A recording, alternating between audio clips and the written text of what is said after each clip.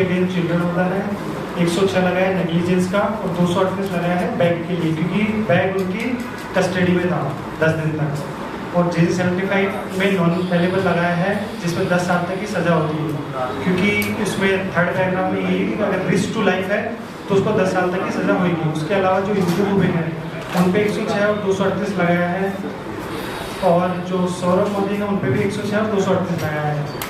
लेकिन इस चार्जशीट के बाद हम चार्जशीट से पूरी तरह से सहमत नहीं है, क्योंकि इसमें 3 आयु बदल चुके हैं। 3 आयु के बाद में भी इस तरह की चार्जशीट अगर ये दे रहे हैं, जिसके अंदर प्रिंसिपल और सौरभ मोदी को इन्होंने 75 नहीं लगाया, क्योंकि ये ऐसा लगता है कि जैसे पिक एंड चूज है, मतलब उनको चूज कर लिया क्लास टीचर को, उनको नहीं करा। दूसरा, जो क्लास टीचर है उसके खिलाफ अवेटमेंट ऑफ सुसाइड का केस लगना चाहिए हमारे साथ हिसाब से, क्योंकि जो CCTV फुटेज है जो कि आपके साथ हम साझा करेंगे, उसमें आप खुद भी देखना कि उसको कितना प्रताड़ित किया गया है टीचर के द्वारा। उसकी बात नहीं सुनेगी, बार बार वो टीचर से हेल्प मांग रही है, क्लास टीचर पुनीता शर्मा से, लेकिन वो उसको बार बार डिसमिस कर रही है और उसको थ्रेटन कर रही है। ऐसा लग रहा है उसको किसी चीज़ के लिए थ्रेटन कर रही है कि जैसे प्रिंसिपल के पास ले जाऊंगी, रेस्ट्रिकेट करूंगी। तो ये मामला अवेटमेंट का है, जो कि क्लास टीचर में लगना चाहिए। तो इसके लिए अभी हमारे वकील गए थे 1 तारीख को, तो उन्होंने सारी बात जज साहब को बताई। तो उन्होंने जो इंदु दुबे और जो सौरभ मोदी हैं उनका जो बेल लेने से मना कर दिया। उन्होंने बोला कि हम आपके बेल स्वीकार नहीं करेंगे, क्योंकि 10 तारीख को उन्होंने डेट रखी, क्योंकि हम कॉग्निजेंस लेंगे कि आप पे 75 लगेगा JJ का या नहीं लगेगा। तो हर जो चल रहा है सिविल मैटर चल रहा है, जिसमें CBSE ने डिफ्लेक्ट कर दिया था 30 दिसंबर का, आपको पता होगा। उसके बाद में स्कूल कोर्ट में गया, कोर्ट से उन्होंने 18 मार्च को स्टे ले लिया। स्टे किस पे? 5 लाख रुपए पे। 5 लाख रुपए की राशि पे अमायरा की कीमत इतनी ही समझी जज ने, सिंगल बेंच जज ने 5 लाख रुपए की रख के उसको स्टे दे दिया। उसके बाद में हमने फिर रिट लगाई हाई कोर्ट में, और मामला अभी चल रहा है। उसमें नई नई चीजें ये सामने आई हैं कि वहाँ की जो टीचर्स हैं, जो ट्रेन ही नहीं है, क्वालिफाइड ही नहीं है, B.Ed की डिग्री नहीं है, 85% टीचर जो है जिनके पास CTET के पेपर क्वालिफाई नहीं करा, डिप्लोमा इन एलिमेंट्री एजुकेशन वो नहीं है। जो प्राइमरी टीचर है 52 में से 52 के पास में डिप्लोमा इन एलिमेंट्री एजुकेशन नहीं है, CTET पेपर नहीं है, B.Ed नहीं है।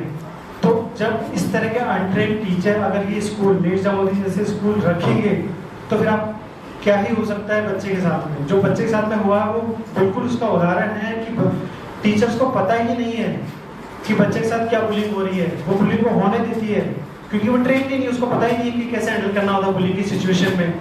तो वो मैटर भी हमारा चल रहा है। उसके अलावा जो फीस को लेकर भी बहुत सारे इसमें दिक्कतें हैं। उन्होंने फीस हाइक जो है 28% फी हाइक करी है।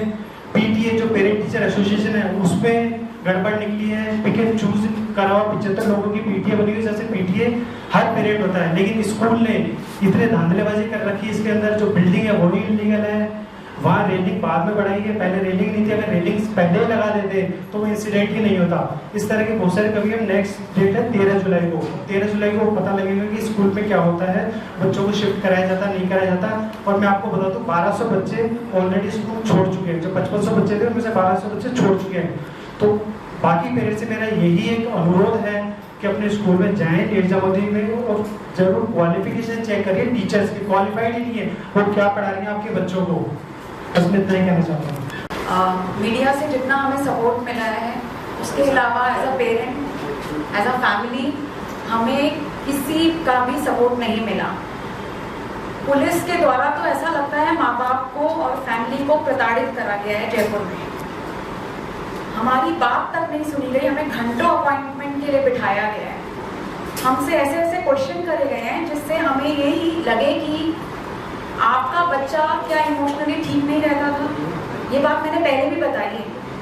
ऐसा बोलने पे ये लोग हमारे फोन तो चलिए उठाना बंद, हम जाते हैं हमसे मिलते नहीं हैं। हमारा तीसरा आयो लगा इस बार, हम पूरी तरह से फ्रस्ट्रेटेड हो चुके हैं और उसके बाद भी सही चार्जेस नहीं लगे। आज भी मेरा ये कहना है, इंदु दुबे जो प्रिंसिपल हैं, प्रिंसिपल पूरी संचालक होती है एक स्कूल का, और आज भी वो अपनी पोजीशन पे कार्य कर रही हैं, उन पे कोई एक्शन नहीं लिया गया। सिर्फ इंदु दुबे को बचाया जा रहा है, और इंदु दुबे को सिर्फ स्कूल ही नहीं बचा रहा, उसको सब बचा रहे हैं। ये पूरा लापरवाही है इंदु दुबे द्वारा, जो प्रिंसिपल थी, जिन्होंने नॉर्मल बेसिक चीजों का ही देखा नहीं कि सीसीटीवी मॉनिटरिंग नहीं हो रही। मेरा बच्चा ग्राउंड फ्लोर से 4th फ्लोर तक चला गया, हर जगह पे डेस्क बनाए गए थे जहां उससे पूछना चाहिए था कि बेटा आप यहाँ से यहाँ कहाँ आ गए। उसे 4th फ्लोर तक किसी ने नहीं रोका और वो वहां से जंप कर गई।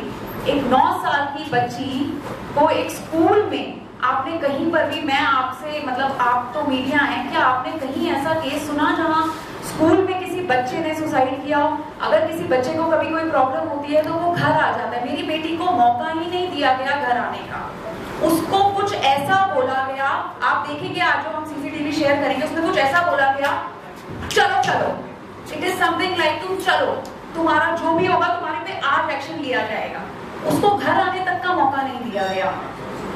अगर वो घर आ जाती तो ये इंसिडेंट्स बच जाता। वो वहां से भागी है, उसके भागने को आप देखेंगे ग्राउंड फ्लोर और 1st फ्लोर में वो किस तरह भागी है, ऐसा लग रहा है वो अपनी जान बचा के भाग रही है।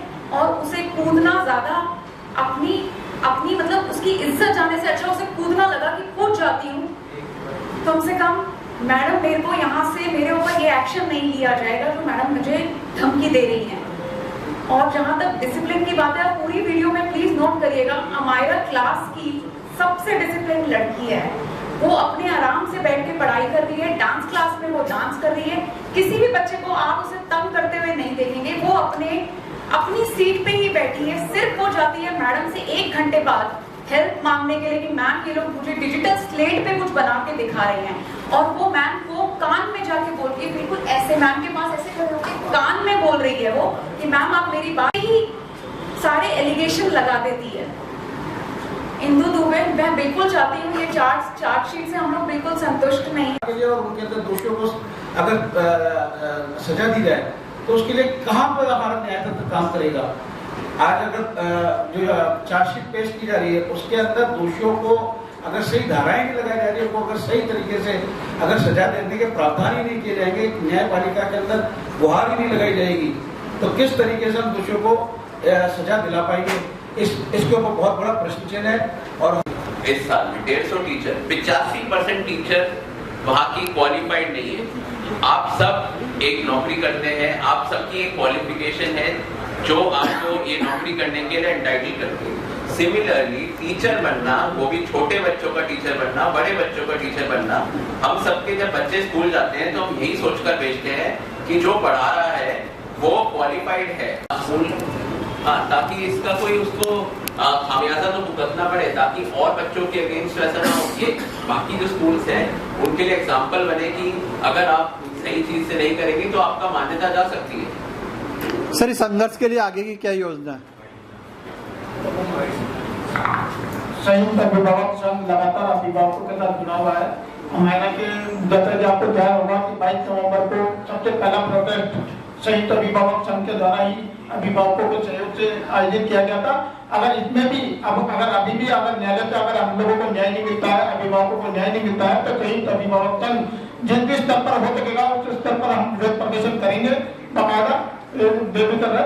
और एक सूचना और मैं देना चाहूंगा कि इसी प्रकार जिस प्रकार का ये मामला हम लोग देख रहे हैं हमारा वाला, इसी प्रकार का एक मामला है वंचिका गर्भ वाला मामला, उसको लेकर भी कल हम लोग यहाँ पे एक पत्रकार संवाददाता आयोजित कर रहे हैं। उस मामले को लेकर भी कारण क्या है कि आज जिस प्रकार से बच्चों के साथ जो घटनाएं घट रही है, केवल हमारे की बात नहीं है, हमारे के साथ जो घटा वो सारी दुनिया ने देखा, लेकिन इसके अलावा जैसे आपने नोटिस किया होगा गंगानगर के अंदर भी एक घटना घटी, जिस प्रकार की हैवानियत बच्चों के साथ की जा रही है वो अपने में बहुत पीड़ादायक है।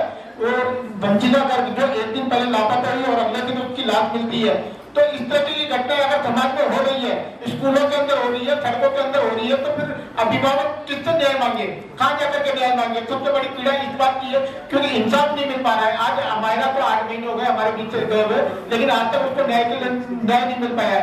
अभिभावक उनके लगातार दर्द की डोगरे खा रहे हैं। मंत्री वहाँ पे आके जा चुके हैं, मुख्यमंत्री उनके बाद हमारा के माता पिता के मिल चुके, लेकिन उसके बावजूद किरोड़ी लाल मीणा जी खुद आश्वासन दे चुके, उसके बावजूद भी 8 महीने बीत जाने के बाद भी आज इंसाफ नहीं मिल रहा है। तो ये अपने आप में बहुत बड़ा दुख का विषय है। तो इसी प्रकार के विषय लगातार संयुक्त अभिभावक संघ बच्चों के हित में उठाता रहा है और लगातार उठाता रहेगा। जो भी आंदोलन हम लोगों को करना पड़ेगा वो हम करेंगे। कल आप सभी पत्रकार वार्ता दोपहर 2 बजे यहाँ पे इसी भवन पर आयोजित की जाएगी, उसमें भी सम्मिलित हो और आप और किसी को कोई पर्सन हो तो दुबे उनके अगेंस्ट भी लगनी चाहिए और सौरभ मोदी जो कि इसके ओनर हैं उनके अगेंस्ट लगनी चाहिए, क्योंकि ये स्कूल में जो भी कमियां हैं ये सब सिस्टमिक है, ये कोई वन ऑफ इंसिडेंट नहीं है। और सिस्टमिक कमियां क्लास टीचर का पूरा उसमें रिस्पॉन्सिबिलिटी है, प्रिंसिपल की रिस्पॉन्सिबिलिटी है। तरफ ना भेजे, क्योंकि 3 आयु ऑलरेडी बदल चुके हैं। हम नहीं चाहते हैं 4था आयु बदले तो कुछ नया कुछ हो जाए। हम चाहते हैं इसमें जुडिशरी स्क्रूटनी हो और जो अपॉइंटमेंट टू सुसाइड वाला है वो क्लास टीचर के वक्त लगे और 75 एक्ट लगे, क्योंकि हम ये नहीं कर सकते कि एक बंदे को छोड़ दो और एक को ले लो। और क्योंकि ये JJ 75 को 10 साल तक की सजा होती है उसमें, तो उनको JC कराया और जुडिशरी कस्टडी में लिया जाएगा। स्कूल में टीचर्स क्वालिफाइड नहीं है, कोई आरोप लगा रहे हैं आप लोग। हाँ, क्योंकि जब सिविल मैटर चल रहा है तो उसमें प्रिंसिपल जो इंदु दुबे हैं वो खुद आई थी, मैं भी था उस हियरिंग में। तो जैसे पूछा कितने बच्चे हैं आपके, बोले 4400। तो पहले इनके 5500-5600 थे, यानी 1200 बच्चे इसमें निकल चुके हैं, क्योंकि उनका कॉन्फिडेंस ही नहीं है इस स्कूल में। पेरेंट्स का कॉन्फिडेंस जा चुका है। और उसी दौरान जब मैंने 8 महीने में क्या स्टडी करी, सिर्फ ये स्टडी करी है कि स्कूल में क्या क्या हो रहा है, क्या क्या कमियाँ हैं। सारी डिटेल्स जब हमने CBSE को बताई तो CBSE ने कोर्ट को बताई। कोर्ट ने बोला कि आप इनको इंस्पेक्शन करिए स्कूल की। इंस्पेक्शन में पाया गया कि इनके टीचर्स क्वालिफाइड नहीं है। जब ये बात जज को बताएगी 85% हाँ। टीचर्स क्वालिफाइड नहीं। तो जब जज को बताएगी तो जज ने ये बोला आप एक काम करेंगे, शोकॉज नोटिस इशू कीजिए। 25 मई की बात है, शोकॉज नोटिस इशू हो चुका है स्कूल को। इसी रिगार्डिंग फिर ना सैलरी स्लिप दी जा रही है, क्वालिफाइड नहीं है, अनट्रेंड है, और PTA सही नहीं है। जो पेरेंट टीचर एसोसिएशन है, जो काउंसलर है वो इसी साल लगाए हैं, पहले कोई काउंसलर नहीं थे, इनकी एंटी बुलिंग कमेटी कुछ नहीं बनी हुई है। तो सब कुछ धांधलेबाजी, फीस मनमाजी तरीके से ले रहे हैं। सरकार, शिक्षा विभाग और सिस्टम को क्या संदेश देना चाहेंगे? शिक्षा विभाग को तो यही देना चाहता हूँ कि जिस तरह से आपने स्कूल को क्लीन चिट दे दी है वो सरासर गलत है। क्योंकि एक बॉडी जो नेशनल बॉडी CBSE वो कह रही है कि इसमें ग्रॉस नेग्लिजेंस पाई गई है, सिस्टमिक फेलियर है। आप कह रहे हो कि उसकी NOC ठीक है, उसकी फायर NOC ठीक है। अरे NOC की बात नहीं हो रही, एक बच्चे के मरने की बात हो रही है। स्कूल प्रीमाइसेस के अंदर जो सबसे सेफ जगह होती है, तो उसमें आप ये देखो ना, वो बच्चा गया कि किसी ने ये सवाल क्यों नहीं पूछा कि बच्ची कैसे कूद गई, क्यों नहीं पूछा इंदु दुबे से सवाल, क्यों नहीं पूछे ओनर से सवाल। वो ये कह रहे हैं कि इनकी NOC ठीक है, NOC से क्या होगा। तो शिक्षा विभाग को यही कहना चाहते हैं कि आप थोड़ा सा इस मुद्दे पर ध्यान दो, क्योंकि राजस्थान में बहुत सारे स्कूलें हैं, बहुत सारे बच्चे हैं, वनरेबल बच्चे हैं जो इस तरह की त्रासदी के शिकार हो सकते हैं। अगर आप ऐसे सोए रहेंगे ना तो इस तरह के हादसे और होते रहेंगे।